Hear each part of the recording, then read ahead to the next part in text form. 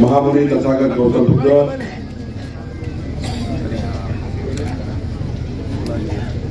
महामानव डॉक्टर बाबासाहेब आंबेडकर यांना वंदन करतो। आज सृजनशील शैक्षणिक सामाजिक सांस्कृतिक सेवा मंडळाच्या वतीने या भव्य दिव्य विपश्यना केंद्राचं पायाभरणी समारंभ आज या ठिकाणी होतो आहे। या कार्यक्रमाला प्रामुख्याने उपस्थित आपल्या मातोश्री कमलताई गवईजी, आपले आमदार रवी राणाजी, आमदार केवलराम काळेजी, आपले जिल्हाधिकारी आशिष शेरकरजी, कीर्तिताई गवईजी, रविनाथ देशमुखजी, सोनलताई नवलेजी, विपश्यना केंद्राच्या पायाभरणीच्या पावन पर्वावर आपण या ठिकाणी सर्व आमच्या माता भगिनी आणि या ठिकाणी मोठ्या प्रमाणावर मान्यवर आपल्या जिल्ह्यात या ठिकाणी आले आहेत। त्यांनी विविध क्षेत्रामध्ये शैक्षणिक सामाजिक क्षेत्रामध्ये धार्मिक क्षेत्रामध्ये काम केलं आहे असे या ठिकाणी मान्यवर आहे। वंदनीय भंतेजींना मी या ठिकाणी जयभीम करतो। आपण सर्वांनी आज येणाऱ्या काळातील विपश्यना केंद्रातील जे आपण या ठिकाणी एक संकल्प केला आहे, विपश्यना केंद्राच्या माध्यमातून या ठिकाणी आपल्या जीवनातील संपूर्ण ताणतणाव सोडून महामुनी तथागत गौतम बुद्धांना वंदन करून अभिवादन करून नतमस्तक होऊन या ठिकाणी विपश्यनेच्या माध्यमातून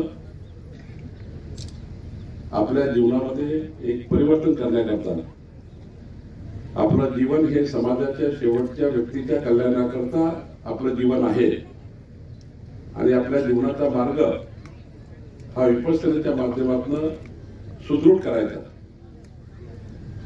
शेवटी विपश्यना असं एक केंद्र आहे ज्यातनं मनुष्याचं निर्माण होऊ शकतं। मनुष्याचे विचार, व्यक्तीचे विचार हे समाजाच्या कल्याणाकरता समर्पित होऊ शकतात। विपश्यना जर केली तर निश्चितपणे आपल्याला प्रगल्भ व्यक्तीचं निर्माण करण्यासाठी आपल्याला आणि समाज सुधारणेचा एक मोठा पाया विपश्यना केंद्राच्या माध्यमातून तयार होतो।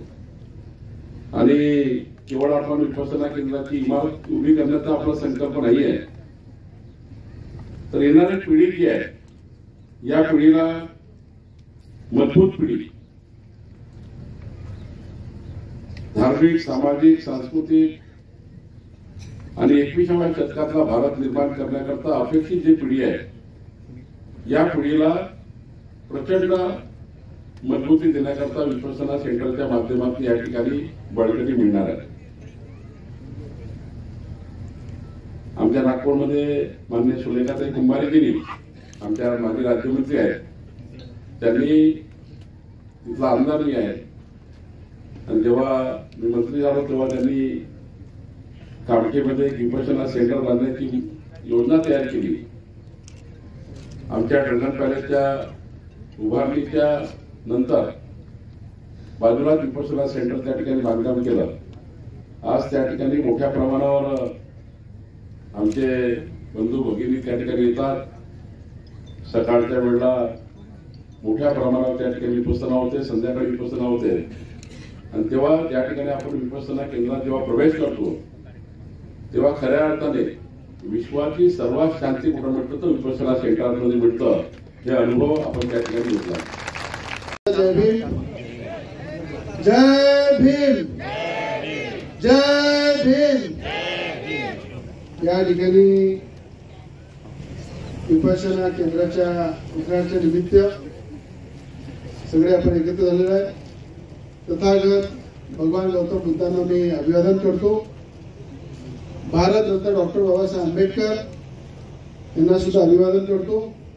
या ठिकाणी आपला सगळ्यांच्या हृदयातला जो क्षण आहे मला आठवते की आपण माझ्या इलेक्शनच्या आधी याचं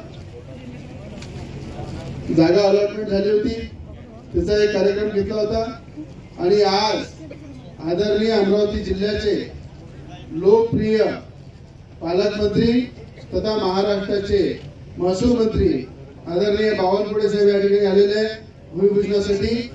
त्यांचं सुद्धा मी या ठिकाणी मनापासून माझ्या मतदारसंघामध्ये स्वागत करेन आणि या ठिकाणी उपस्थित आमच्या सगळ्यांच्या आई, सगळ्यांच्यासाठी धडपडणाऱ्या आमच्या कमलताई गवई या ठिकाणी आई उपस्थित आहे, त्यांचे स्वागत करेन। या ठिकाणी आमच्या अमरावती जिल्ह्याचे कर्तव्यदक्ष जिल्हा अधिकारी या ठिकाणी उपस्थित आहे, यांचं सुद्धा मी आशिष येळेकर साहेबांचं स्वागत करेन।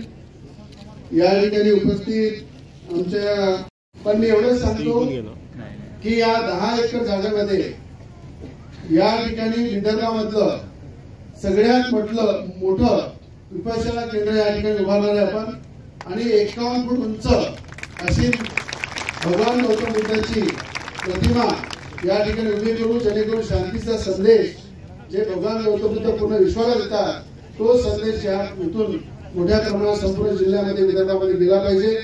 त्याचप्रमाणे सगळ्यात उंच भारतरत्न डॉक्टर बाबासाहेब आंबेडकरांचा पुतळा सुद्धा इथे उभारू आणि त्याचसोबत वाचनालय, ध्यान केंद्र आणि जवळपास 500 मुला मुलींसाठी एक चांगलं वसतिगृह, ज्याच्यामध्ये ग्रामीणमधून विदर्भातून आलेल्या मुला मुलींसाठी शिक्षणासाठी राहण्याची व्यवस्था नसते। बाबासाहेबांनी सांगितलं वाचाल तर वाचाल, तर त्या उद्देशाला घेऊन इथे शिक्षणाला प्राधान्य देऊन या ठिकाणी मुला मुलींची राहण्याची व्यवस्था सुद्धा आपण या ठिकाणी करणार आहे आणि सौभाग्य आहे की माझ्या हातून माझ्या मतदारसंघामध्ये होत आहे आणि ही कल्पना मी आधी विचार केला होता की या ठिकाणी एवढं मोठे तीर्थक्षेत्र बनवायचं आहे की खऱ्या अर्थाने याचा संदेश संपूर्ण विश्वाला गेला पाहिजे, महाराष्ट्राला गेला पाहिजे। म्हणून या ठिकाणी आज या कार्यक्रमाचं भूमिपूजन आदरणीय अमरावती जिल्ह्याचे पालकमंत्री, राज्याचे महसूल मंत्री साहेबांचं, बावनकुळे साहेबांचा कोणताही प्रोग्राम नव्हता, पण त्यांनी म्हटलं हा कार्यक्रम मी येणार, म्हणून त्यांनी बाकीचे नागपूरचे काही कार्यक्रम बाजूला ठेवून आपल्या या कार्यक्रमासाठी स्पेशल आले। त्याबद्दल मी त्यांचं मनापासून धन्यवाद मानेन की या कार्यक्रमाला त्यांनी उपस्थिती दाखवली आणि या ठिकाणी भटकर साहेब आपले या ठिकाणी उपस्थित आहे, आरडी साहेब, त्यांचे मी अभिनंदन करेन की सातत्याने ते पाठपुरावा करतात आणि या ठिकाणी कलेक्टर जे अमरावती जिल्ह्याचे ज्या पद्धतीनं दादासाहेब भोईच्या स्मारकासाठी कलेक्टर साहेबांनी मेहनत केली, राज्याच्या मुख्यमंत्र्यांनी पुढाकार घेतला आणि कलेक्टर साहेबांनी त्याला पूर्ण पाठपुरावा करून ते स्मारक आपल्या सगळ्यांसाठी त्या ठिकाणी उभं केलं, त्याबद्दल कलेक्टर साहेबांचं मी अभिनंदन करेन। आणि त्याच पद्धतीनं बाजूला हनुमानगडी आहे आणि हनुमानगडीमध्ये सुद्धा बैसनगडीची सगळ्यात उंच मूर्ती त्या ठिकाणी काम चालू आहे, त्याच्यासाठी सुद्धा कलेक्टर साहेबांनी पुढे येऊन त्याचा आराखड्याला पुढे केलं आणि त्याला सुद्धा मोठ्या प्रमाणात निधी आदरणीय पालकमंत्र्यांनी सुद्धा त्या ठिकाणी उपलब्ध करून दिला, त्याबद्दल मी दोघांचे अभिनंदन करीन। मला असं वाटते की आज हा कार्यक्रम आपल्या सगळ्यांच्या हृदयातला आहे आणि रवी राणा जे बोलते तेच करते हे तुम्हाला सगळ्यांना माहिती आहे। इरविन चौकाच्या प्रश्नासाठी मी महाराष्ट्राचे मुख्यमंत्री देवेंद्र फडणवीस साहेबांचे धन्यवाद मानेन आणि पालकमंत्री बावनकुळे साहेबांचे